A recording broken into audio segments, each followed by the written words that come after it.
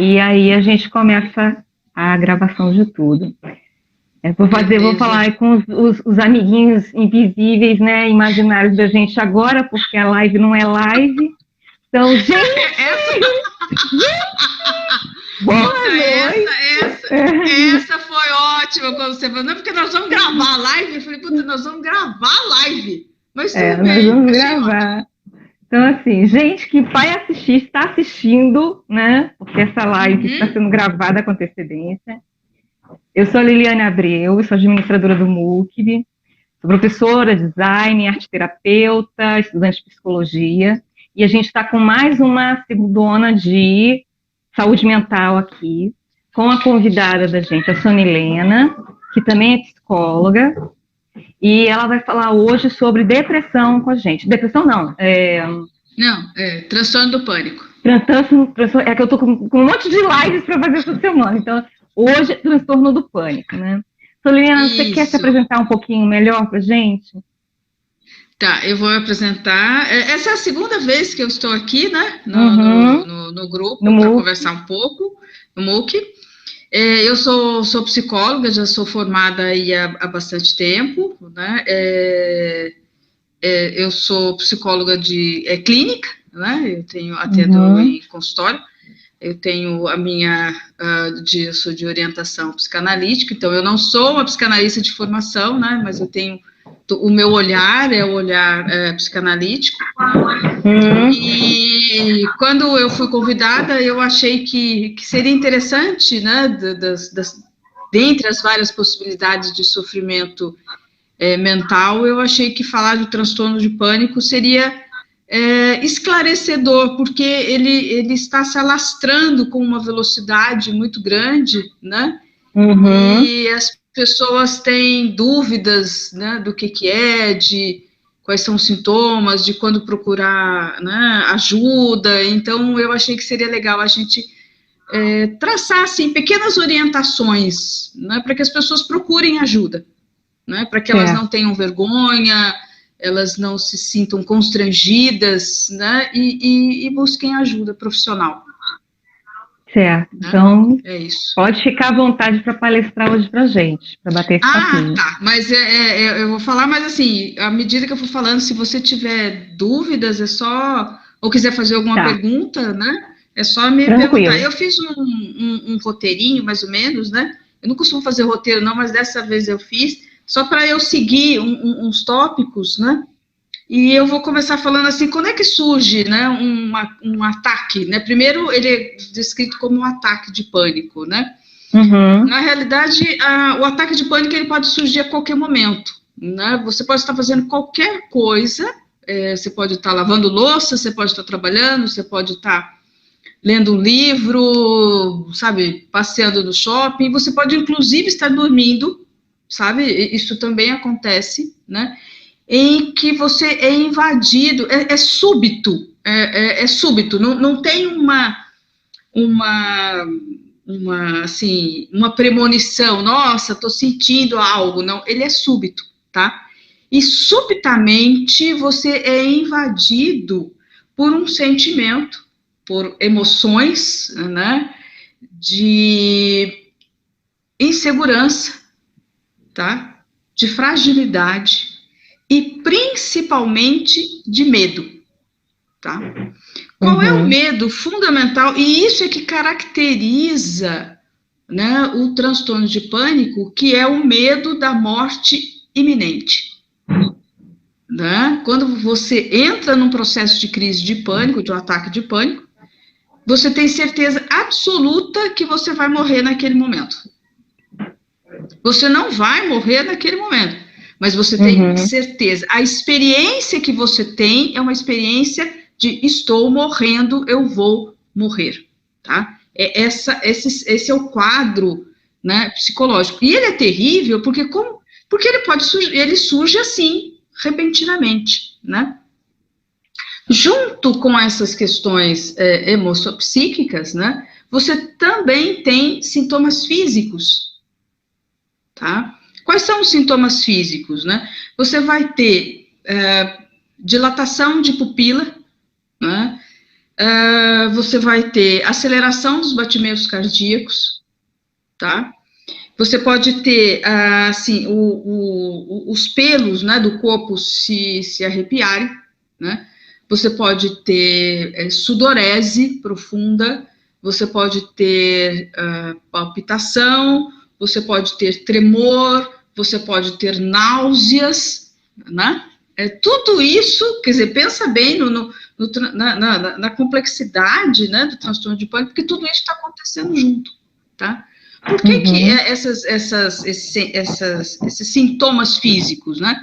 Porque, na realidade, você tem uma grande alteração hormonal aí e uma descarga muito grande de adrenalina, né, no corpo, né? A adrenalina começa a percorrer, né, o seu corpo. Por quê? Por que essa adrenalina toda? Porque o corpo, o cérebro, na realidade, ele está preparando você para uma situação de perigo iminente, né? E essa situação de perigo, assim, ele prepara você ou para o enfrentamento ou para a fuga. E diante de um perigo é o que você faz, ou você enfrenta ou você foge, né? A questão aqui é que o cérebro, ele não distingue nesse momento se existe um perigo real, então você está frente a um leão, tá? Ou se é um outro tipo de perigo, que não tem uma figuração real ali na sua frente. O cérebro não identifica isso, então ele coloca você nessa posição, tá? Então, o transtorno de pânico, ele é singular desta forma, porque ele é a junção das duas coisas, tá? O sofrimento mental com o sofrimento físico.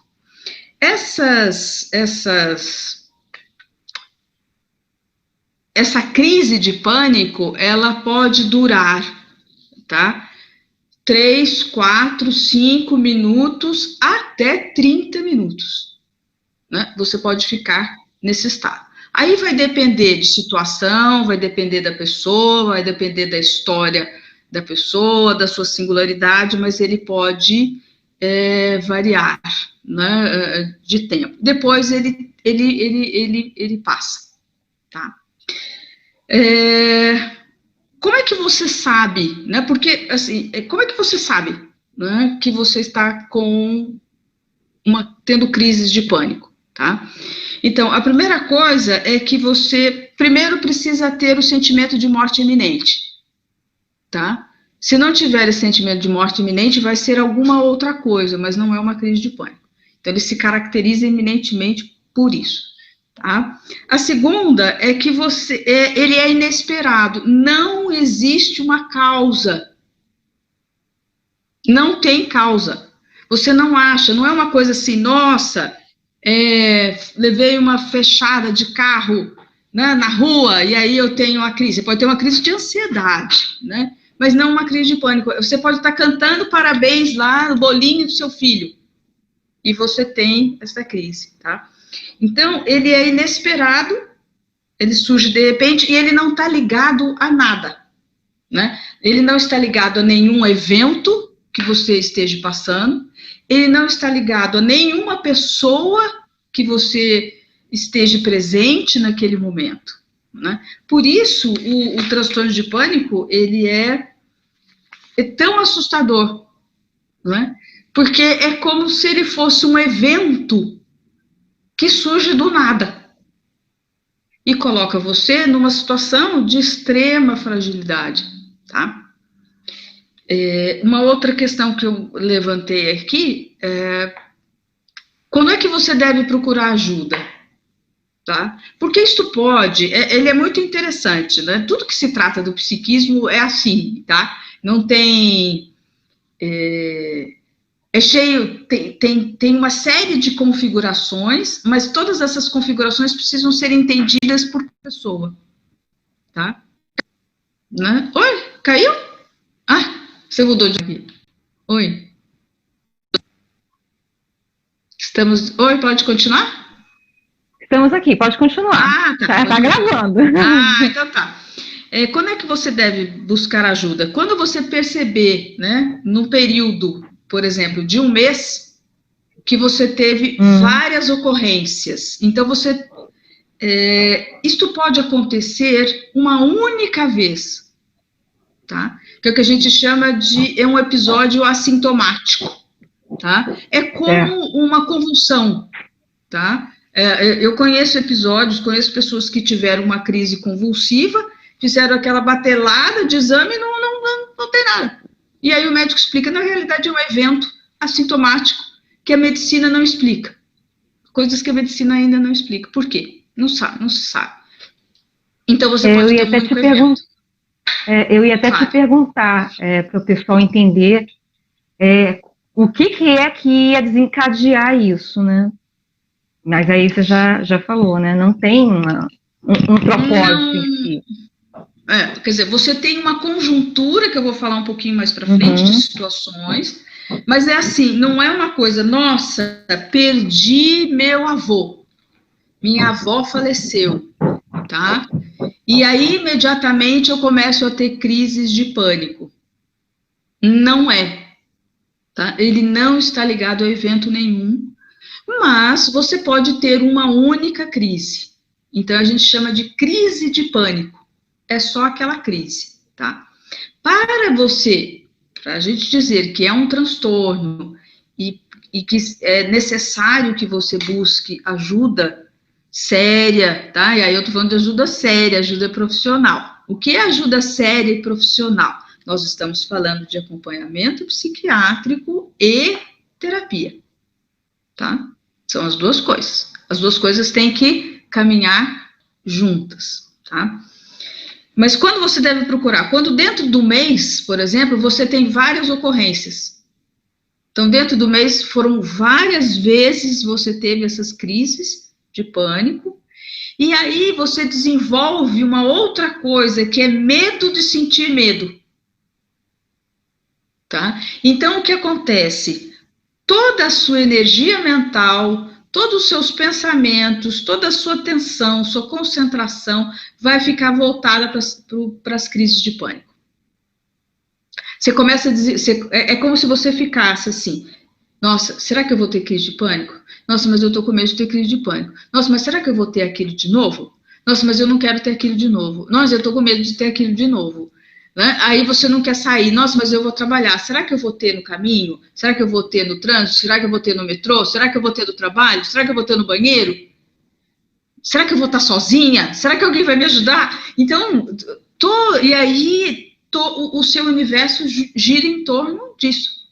Então, este momento é o momento em que você, de fato, deve procurar ajuda, tá? A gente tem, né, de um percentual aí, de quem são as pessoas atingidas, né, a gente tem de 1,5% a 2% da população, é bastante, né, de 1,5% a 2% da população. Quem é mais atingido pelo transtorno de pânico é a população de adultos jovens, porque é a população mais economicamente ativa, tá? Então, a população economicamente ativa é a mais sujeita a isso, né?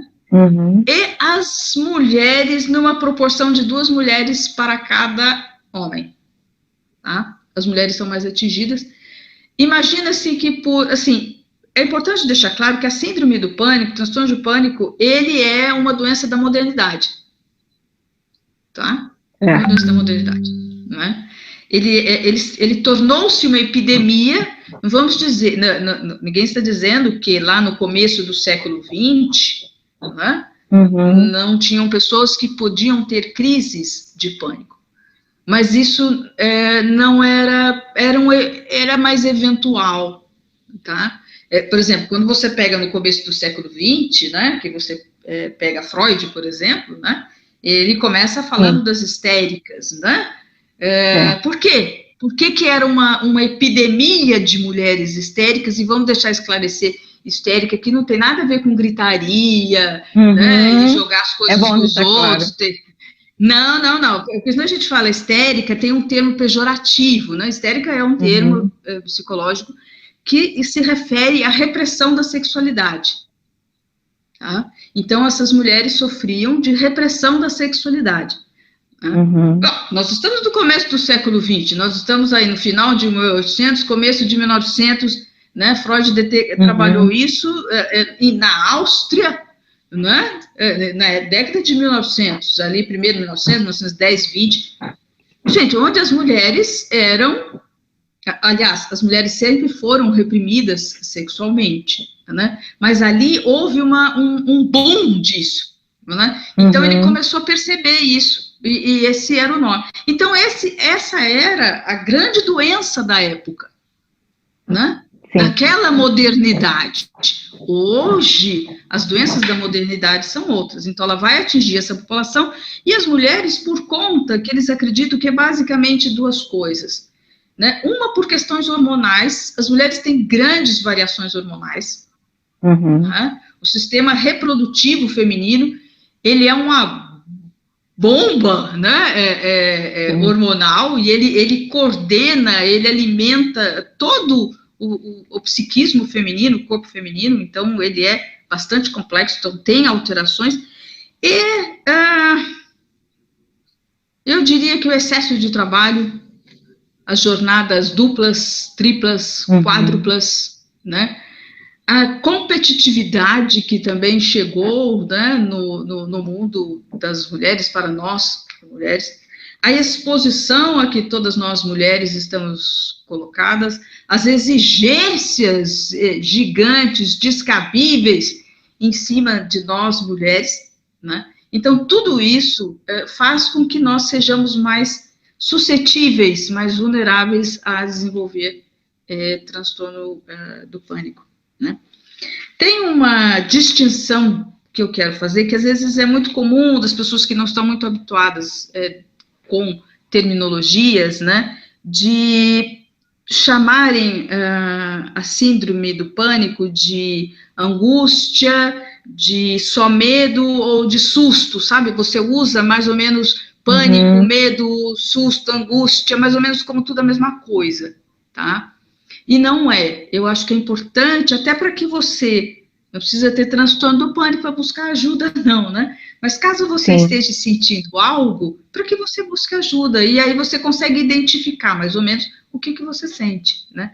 Então, por exemplo, a angústia, que é um termo muito comum, muito usado, e às vezes não se sabe direito o que quer dizer, a angústia, ela está ligada a um pressentimento do futuro, tá? Ela está ligada a uma expectativa, ela está ligada a uma possibilidade de perda. Possibilidade é uma ameaça, né? Mas é algo que ainda vai acontecer, tá? Mas sempre envolve um risco, tá? Então, por exemplo, você vai prestar o vestibular, tá? Qual é o risco de prestar vestibular? De não passar. Esse é o risco, né? Você vai fazer uma cirurgia, é o risco de alguma coisa não dar certo. Então, você desenvolve um quadro que se chama angústia. É a espera do perigo, você está esperando que o perigo aconteça. E como é que você... E ele também tem um sintoma físico, né? Porque não existe corpo e mente, nós somos corpo-mente, né? Mente e corpo, nós somos tudo uma coisa só. Então, não tem como as coisas serem separadas. Então, como que você identifica um estado de angústia, né? É dor no peito, né? É uma dor bem aqui no meio, né?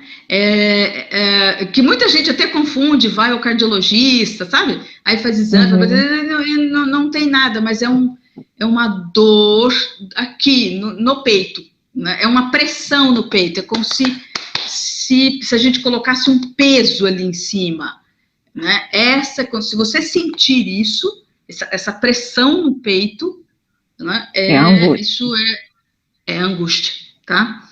Existe o medo, então você tem a angústia, que é o pressentimento do perigo, é o pressentimento do medo. Você tem o medo em si, mas o medo em si, ele precisa ter um objeto.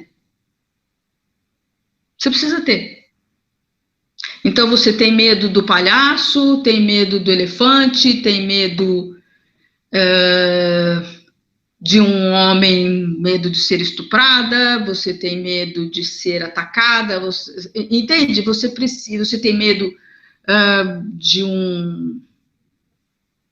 atravessar a rua na avenida quando os carros estão vindo, né? Então, esse é um medo que ele tem um objeto real, tem algo realmente que pode lhe causar o mal. Percebe como é diferente da angústia? Porque a angústia, ela tem um pressentimento, se prepara, mas pode ser que não aconteça. Porque pode ser que você passe no vestibular. Que vá tudo bem na cirurgia, que a festa do seu filho vá tudo bem, que aquela apresentação que você tem que fazer no seu trabalho, né, vá tudo bem, que a prova que você tem que fazer lá no mestrado, a sua apresentação de tese, vá tudo bem. Então, a diferença é essa. Na angústia, pode não ter nada. Tá? Pode não acontecer, pode não ter perigo. E o outro, que às vezes tem uma confusão, né? Acho que esse é mais simples, né? O que é o susto, né? O susto é quando você é colocado numa situação de perigo repentinamente. Tá? Então, é quando você leva uma fechada no trânsito. Né? A pessoa entra na sua frente e você leva um susto, porque você não esperava. Né? E você não espera e está numa situação de perigo. Então, esse é o susto. Eu acho importante a gente diferenciar, porque às vezes fica tudo num balaio de gato só, a gente acha que é tudo a mesma coisa, e não é. Tá? Até aqui tudo bem? Alguma pergunta? Senão eu estou falando tranquilo. Não, pode falar à vontade, a gente está ouvindo falar aqui tranquilo. Tá bom. Quando a gente olha para as grandes cidades hoje, né, você percebe no transtorno do pânico uma doença eminentemente urbana. Tá? Segundo aí os estudiosos, né, é muito difícil você encontrar o transtorno de pânico em áreas mais despovoadas, em áreas mais interioranas, em populações mais interioranas, a população mais velha, tá? Ele é mais, porque ele é basicamente uma doença da modernidade aliado às grandes cidades, aliado à população adulto, jovem, produtiva, tá? Então, acho que isso se você se encaixa dentro desse perfil, né, você está dentro das possibilidades. Cuidado, né? Tomar cuidado. Tome cuidado, você está dentro dessas possibilidades, né? Qual é o grande problema da síndrome do pânico e que faz com que as pessoas, às vezes, demorem para procurar ajuda, tá? E aí, quanto mais você demora, mais a coisa vai se cronificando, né? Então, ela vai se tornando recorrente. E isso mais vai se ampliando, às vezes até para outros quadros de sofrimento mental, tá? Né? Então, aí você vai ter comorbidades de transtorno de pânico com depressão, né? Transtorno de pânico com ansiedade, e às vezes porque é uma demora, né? E eu acho interessante a gente colocar nesse aspecto, porque tudo aquilo que denota fragilidade, insegurança e medo, na nossa sociedade contemporânea atual, é visto como um fracasso pessoal. Né? É visto como um fracasso. Né? Então, é como se isso, você não pode sentir medo, entende? É proibido sentir medo. Basta, né, existem determinados profissionais que, inclusive, trabalham negando essa possibilidade, né? E deixando claro que a insegurança, que a fragilidade, que o medo, né, que a dúvida é porque você está fracassando. Então, é muito complicado, por exemplo, se você trabalha numa empresa, né? E se você é uma mulher, então a coisa vai complicar mais ainda, né? e você dizer que É. está fazendo um tratamento, ou você está sentindo assim, você vai ser vista como fraca, Uhum. né? Você Ainda vai ser tem esse vista como mito. Ainda tem esse tem mito, esse... né? Essa E prática olha, de dizer que a pessoa está se tratando, ela é uma fraca, que ela é doente mental, ainda continua em voga, né? ela é fraca, é sinal de que ela não aguenta pressão, Sim. né? Então, além do sofrimento, ela é culpabilizada, Uhum. tá? Além do sofrimento, ela é culpabilizada. Então, existe um silêncio. Tudo que se refere a medo é silenciado. Exato. Ninguém fala do Exato. medo. Ninguém fala. Tá? Né? Por sinal, seria interessante, qualquer hora, qualquer dia, qualquer momento, a gente fazer uma live sobre medo. Né? Vamos falar de Ah, medo. já está convidado, Né? então, para a gente fazer uma Já live sobre vamos medo. falar sobre A medo, gente porque já. ninguém fala. Uhum. Observe lives, inclusive observe lives de outros psicólogos, você vai ver que nenhum deles toca no assunto. Né? Perfeito. É uma prática interessante, porque as lives são sempre motivacionais, são sempre Uhum. para motivar, né? Sempre aquela É. coisa assim para cima, né? E aí todo mundo, ninguém quer perder o bonde, né? Todo Uhum. mundo reprime o que realmente sente, Exato. né? E aí eu estava trabalhando alguns textos e eu achei uma colocação importantíssima, né? Que eu achei sensacional, né? É que por que o silêncio, por que o medo é silenciado, né? Porque é interessante para as classes dominantes. Perfeito. Eu achei isso riquíssimo, sabe? Né? Então, eles estão fazendo um histórico, alguns estudiosos, onde eles colocam que, se você observar, quais são os dois grandes requisitos, né, que são valorizados? É coragem, né? Tá aqui. Uhum.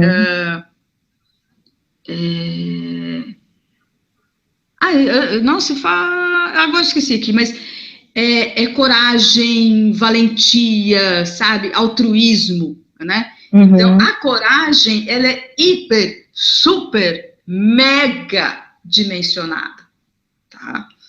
Então, aquilo que é valoroso, ele fica nas classes dominantes, Uhum. sabe? Então, quando você olha para a classe dominante, seja a classe dominante política, econômica, empresarial, tá? Você vai ver relatos do quê? Você vai ver relatos de tristeza ou de depressão. Não, você vai ler relatos de superação, sabe? De Uhum. avanço, de coragem, de determinação, de firmeza, de como fulano desbravou o universo e conquistou com as próprias mãos. Uhum. Tá? Então, fica nessa população dominante o bom.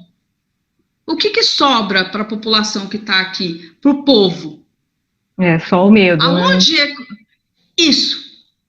O medo, Só o a medo. insegurança e a fragilidade. O medo. Então, o Perfeito. medo é um instrumento de manipulação Uhum. política para a sustentação do poder.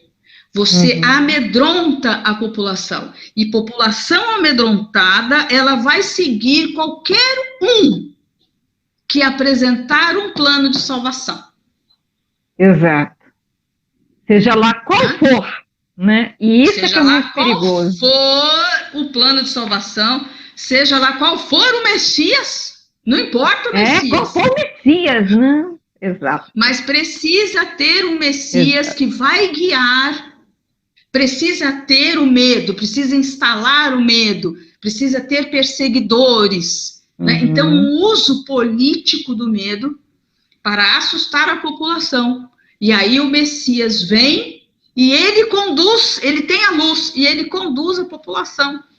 Né? E isso você vai ver durante toda a história. Né? Por quê? Uhum. Porque quando você está com medo, você fica paralisado, você não tem ação. O Você não Adolfo consegue agir. Adorno falava bastante disso também, né? Você Freud, não Adolfo age. Adorno. Falavam e falam, e isso é É, absolutamente atual. Né? sim. Então você não age. Quando você está com medo, você não age. e você vai delegar ao outro que o outro faça e que o outro escolha, que o outro conduza a sua vida. É isso que a gente faz. Isso vale tanto para o campo individual, da subjetividade de cada um, quanto vale para o macro. O que vale para um, vale para todos. Por quê? Porque somos todos iguais, né? São todos humanos. Então, o que vale para um, vale para todo mundo. Né? Então, é muito interessante pensar nisso, porque esses sentimentos, medo, raiva, inveja, ciúmes, sentimentos de vingança, seja lá o que for, são sentimentos humanos. Eu sempre, às vezes, coloco para os meus pacientes que eu atendo, que eu falo assim, gente, isso não é sentimento de alienígena. Quando nós tivermos alienígenas aqui na Terra, talvez a gente possa dizer, olha, quem sente isso é alienígena. Você é humana, você não sente, então isso não é seu. Mas a gente não tem alienígenas aqui ainda. Né? Então, tudo que você sente é humano.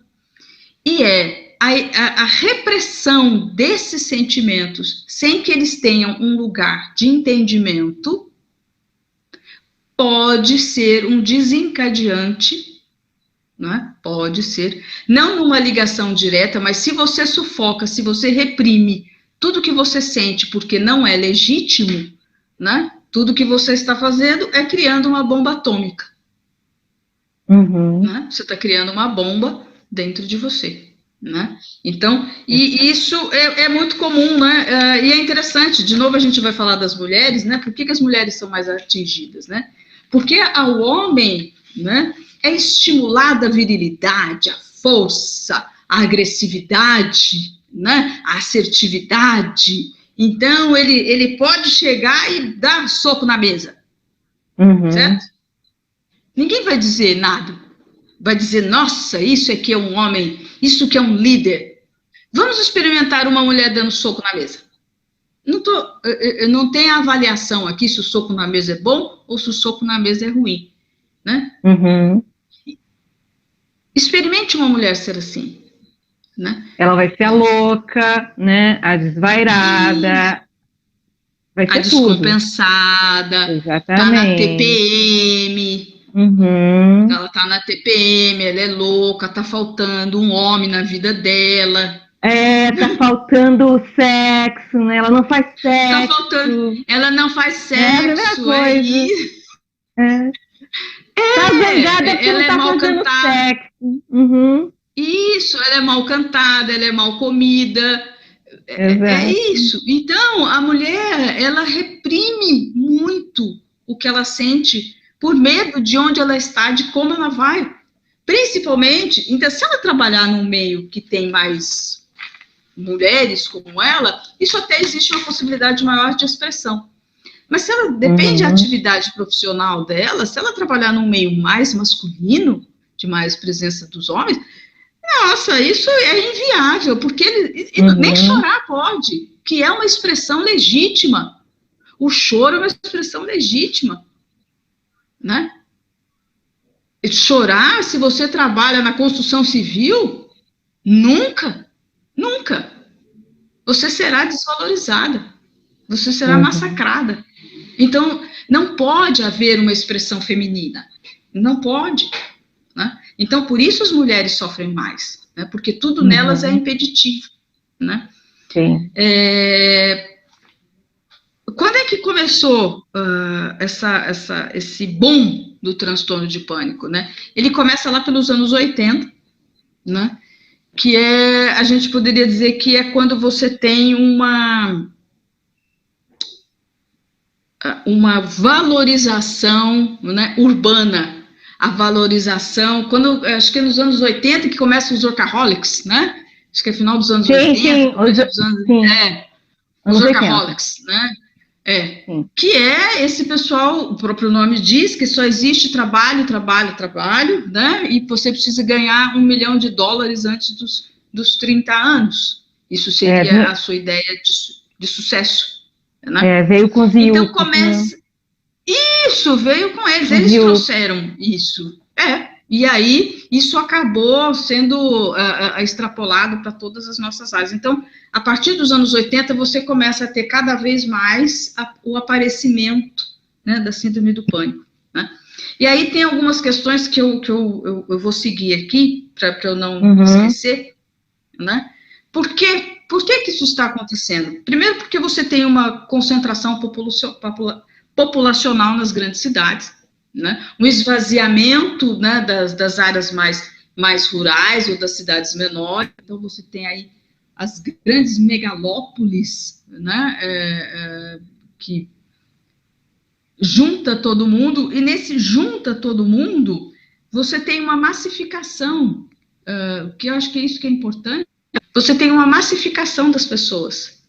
Né? Nas grandes metrópoles, né, não tem singularidade, não tem identidade, não tem nada. Você vira uma massa, você vira um número, você vira uma coisa. Você é um número. Né? Você pega o metrô de São Paulo às 18 horas, 19 horas, tem alguma singularidade ali? Tem um bando de gente amassada. Quem é quem ali? Você não consegue nem identificar, não tem rosto. Né? Os padrões são todos mais ou menos os mesmos. Então, essa é uma das coisas que podem dar origem, né, internamente a um transtorno do pânico, porque você não existe, você deixa de existir, você vira um ser humano anônimo. Se você tem um trabalho registrado, você vira um número. Né? Se você tem um trabalho hoje que é sem registro, né? Sei lá, hoje você está quase virando um vagabundo, né? Por causa disso. Se você é pobre, então, você é invisível. Né? A gente não está nem tocando na questão da pobreza, porque ser pobre é ser invisível. Pobre não existe.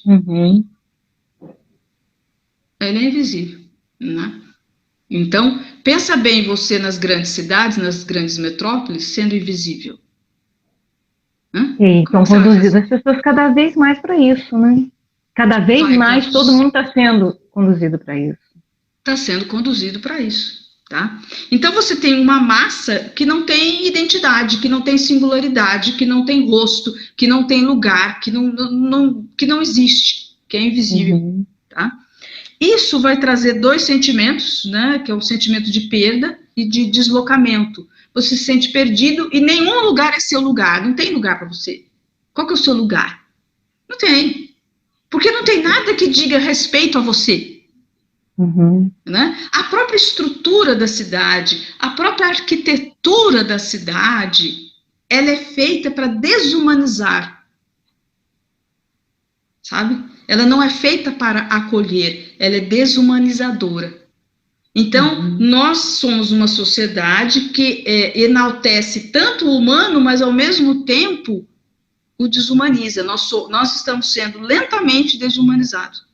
Né? Eu acho que uma outra coisa importante é a velocidade das mudanças. Tudo acontece numa velocidade espantosa. Tá? E o nosso psiquismo, ele não foi feito, ele não consegue acompanhar a velocidade. Tá?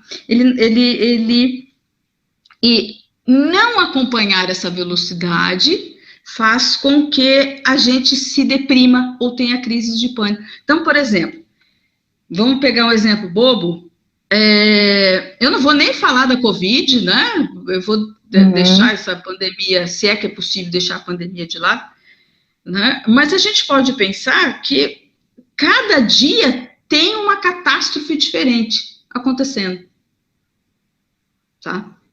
Daquelas que a gente tem acesso, porque pode ter um monte de outras catástrofes que a gente nem acesso tem. E isso tudo, essa velocidade toda acontece e a gente não consegue acompanhar. O que vai acontecer, né? Vai acontecer que você mergulha nisso, você não consegue acompanhar isso, você se sente de fora, porque parece que todo mundo tem que saber de tudo hoje, dar opinião sobre tudo, tá? Então, isso também pode causar, né, síndrome do pânico. O que eu estou falando é que não é que você se sente assim, você vai ter crise do pânico, mas é um panorama da nossa sociedade contemporânea. Por isso, o aumento de casos de síndrome do pânico, né? Sim. As redes sociais é legal pra caramba. Aliás, nós só estamos aqui porque existe essa ferramenta. Senão a gente não poderia estar juntas, tá? Mas elas geram excesso de informação. Também. Tá? E as pessoas consomem cada vez mais. E esse consumo de rede social, ele afasta você de você mesmo. Ele afasta você das relações próximas. Então, você se liga a Facebook, né? Se liga a Instagram. O Instagram Aliás, a gente precisaria falar disso só do Instagram, da outra coisa, só para falar de Instagram, né? O Twitter é um campo minado. Eu não tenho Twitter, tá? Porque algumas vezes eu já fui convidada e eu falei assim, eu me recuso a entrar nisso aí, né? Porque isso aí, o Twitter é o campo do ódio. É o campo do ódio, né? Tudo que há de mais odioso, perverso, criminoso, misógino, machista, homofóbico, racista está no Twitter, né? O Twitter, ele adoece, ele enlouquece. Eu sei que tem pessoas que estão até por questões profissionais, né? Mas ele é o campo do ódio. Eu acho que o Twitter é o campo do ódio. Precisa ter muito critério, né, para usar. Sim. Então você tem um excesso de informação, tá?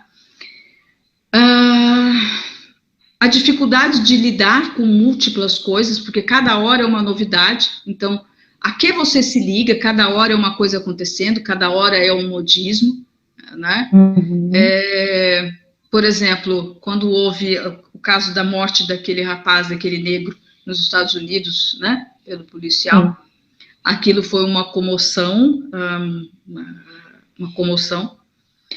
mas isso é uma onda, e aí todo mundo pega carona na onda, né? Vidas negras importam, aí todo mundo pôs, quem nunca pôs, quem nunca falou nada, pôs, mas depois, sabe, como uma onda, ela se desfaz no mar.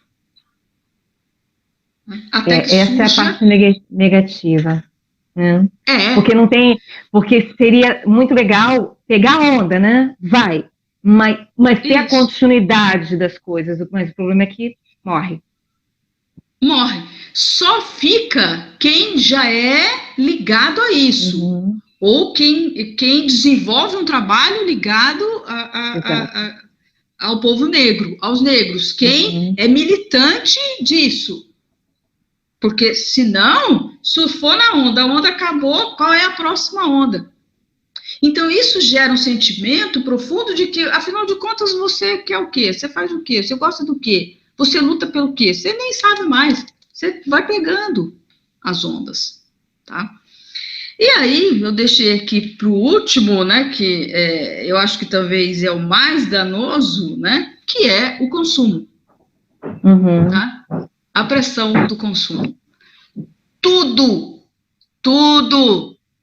eu vou dizer tudo, é possível de ser consumido. Nós somos medidos pelo nosso consumo. Os nossos afetos estão associados ao consumo. Você precisa fazer aquilo para ser consumido pelos outros e por você mesmo. Né? Se você não consome, né, você fica à margem da sociedade. O Instagram é a grande vitrine do consumo. Porque ela vende a ilusão do mundo perfeito. O cabelo perfeito, o rosto perfeito, o corpo perfeito, a vida perfeita, o produto perfeito. Até a máscara é perfeita. O filho é perfeito. O marido, a esposa, o companheiro é perfeito, o trabalho é perfeito. Tudo é uma coisa de louco. Se você for fuçar em determinadas youtubers, influencers, blogueiras, sei lá qual é o nome, você fica pasmo. Porque você fica, gente, essa pessoa deve ser de outro planeta. Né? Eu sempre fico perguntando, será que ela tem será que ela tem dor de barriga? Às vezes eu fico pensando, será que ela vai no banheiro? Eu estou fazendo exatamente um trabalho sobre isso, sobre essas influências. Né? E aí, como que as pessoas vão repetindo tudo que elas falam, mesmo que seja uma grande besteira. As pessoas perderam a originalidade e a forma de pensar por elas mesmas. Isso é perigoso. Isso é muito perigoso. Perigosíssimo, porque elas vendem tudo ali é vendável. E você vai associando valores a isso. Né? Então, você será amada, né? Porque há um grande e profundo desejo de ser amado. Né? Nisso o ser humano não mudou. Desde que ele se tornou humano e que ele tem desejo de amar, continua existindo esse desejo de amar. Né? Só que hoje o desejo de amar é traduzido em likes e comentários. Né? Isso é a medição do seu amor. Mas se você não tiver, ou se você não ganhar determinada coisa, você não é amado. Né? Então, o consumo, eu acho que ele ele é a coisa mais danosa que nós temos hoje. Né? E, de novo, a gente vai chegar, né, na mulher, e como para nós o consumo é mortal. É mortal. Não é? Porque as exigências em cima de uma mulher, ele é altíssimo. Né? A mulher que é mais gorda, ou a mulher que é mais velha, ou a mulher que tem a pele mais escura, a mulher negra, a mulher que tem o cabelo XYZ, o nariz XYZ, a bunda, o peito, a celulite, quer dizer, não é mais uma mulher, é impressionante, né? É uma boneca de plástico. Né? Eu sempre faço essa pergunta, acho interessante. Será que os homens gostam mesmo de mulher? Às vezes eu tenho essa pergunta, né? Acho que seria... porque... Vocês gostam mesmo de mulher ou vocês gostam de boneca de plástico? Porque nos últimos anos, assim... Né? A gente tem que estar dentro de uns padrões até inexistentes, mas para eles também não querem mudar o deles, né? Então, assim, com quem que eles estão querendo se relacionar? A tua pergunta é muito procedente, né? Eles querem bonecas de verdade ou mulheres de verdade? O que eles querem? Né? Eu acho que eles querem boneca. Não sei. Eu acho que esse é um debate, né, interessante, né? Quer dizer, eu chego a pensar, né, do que será, né, se realmente gostam de mulher, porque o que a gente vê aí não são mulheres. Né? Eu acho legal, interessante falar isso, porque eu sei que nós estamos falando para as mulheres, eu sei o quanto nós somos vulneráveis e fáceis de sermos capturadas. É muito fácil de ser capturada. Né? Talvez para mim hoje eu sou menos vulnerável, né? Porque como eu sou mais velha, eu já estou meio fora entendeu? Paf! Você já morreu. Como eu sou mais velha, isso não é tão dirigido para mim. Né? Então a gente pode ser quem... A gente pode raspar a cabeça. Eu também já tive a cabeça raspada 5 anos atrás. A gente pode raspar, a gente pode deixar branco, a gente pode fazer o que a gente quiser. Porque a gente está pouco ligando o que eles vão falar. Né? Até porque a gente não existe mesmo. Porque a gente não existe mesmo. Depois dos 50 anos a gente tá velha e não presta pra mais nada, né? A gente tá velha e não... ninguém liga, né? Então esse é o lado bom, que você pode despirocar, porque todo mundo vai dizer, ai, coitada, é velha, é velha assanhada. Aí não tem problema. Ou é velha, ninguém tá ligando pra você. Ou o outro problema é que você não se vê em nada.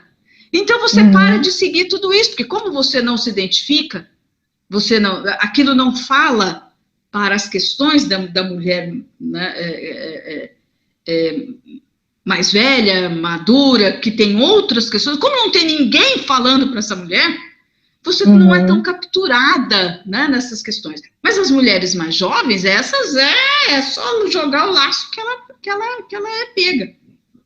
Porque ela tem necessidade de aceitação, né? Então, tudo isso é voltado, né? Por quê? No meu entendimento, quanto mais uma mulher é angustiada com essas questões de consumo, de aparência, de ser aceita, isso e aquilo, mais manipulável ela é, mais fácil conduzi-la. Com certeza. É mais com fácil. Certeza. Então, nós somos as maiores vítimas, né, do consumo, né? Eu acho interessante quando você olha as influencers aí, é legal porque nunca tem dia de pele ruim, né? De espinha, nunca tem dia de cabelo ruim. Eu falei, gente, como é que faz? Porque tem hormônio, tem menstruação, tudo isso interfere, né? Tem a barriga inchada, tem clima, tem tudo. Tem a barriga inchada, tem a perna inchada, tem a mão inchada, sabe? Mas não aparece nada, é asséptico, sabe? É asepsia. Gente, que destruição do feminino. É asepsia. Nós estamos sendo limpas. Limpas. Não tem nada. Nem pelo pode ter. Nem cheiro de vagina nós estamos tendo o direito de ter, o cheiro das nossas vaginas. Não estamos pode falando de vagina. A gente não pode mais ter o direito de a vagina ter cheiro. Vagina não tem cheiro, igual pênis. Os dois têm cheiro, mas só a vagina que está sendo condenada. Então, tem cheiro, por quê? Porque é do nosso corpo. É do nosso corpo. Nosso corpo tem cheiro. Nosso corpo tem cheiro. A vagina tem cheiro. Um cheiro que é peculiar dela. Tá? E que não é fedido. Não fede. Só tem um cheiro forte se tiver alguma desregulação. Né? Se tiver problemas na higiene, aí pode ter um cheiro. Se a mulher tiver algum problema ginecológico, aí pode ter um cheiro mais forte, é verdade. Aí ela deve até procurar ajuda, viu, meninas? Procurem ajuda se tiver isso. Se não, o cheiro é suave, o cheiro é natural, sabe? Não dá enjoo. E vai um recado, se algum homem, diante do cheiro de sua vagina, dizer, amiguinha, vai embora, porque ele não gosta. Não é disso que ele gosta de outra coisa, não é disso que ele gosta. Exato, ele só ainda não sabe. Ele só não sabe. Nós já estamos dando conselhos sexuais aqui, né? Mas tudo isso compõe o caldeirão que a gente vive, que tem influência sobre os nossos sentimentos, emoções e psiquismo, e que explode, né, em síndrome do pânico, né?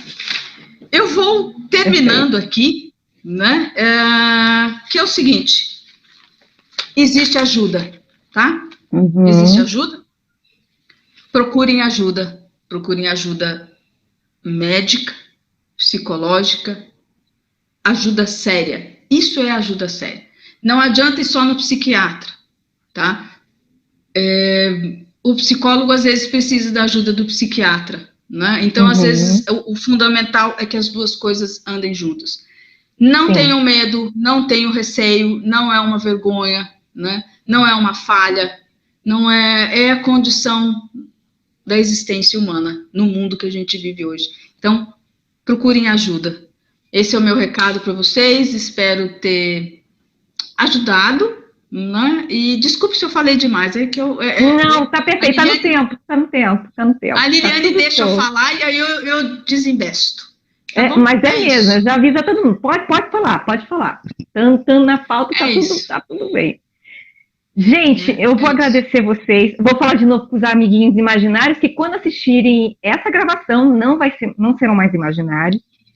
Então, assim, eu esqueci de agradecer ao pessoal da Revibra, que está emprestando a Sunilene aqui pra gente, tá? Nós estamos fazendo uma série de lives, né, de gravações, específicos sobre o mês do Setembro Amarelo, né, que é de prevenção ao suicídio.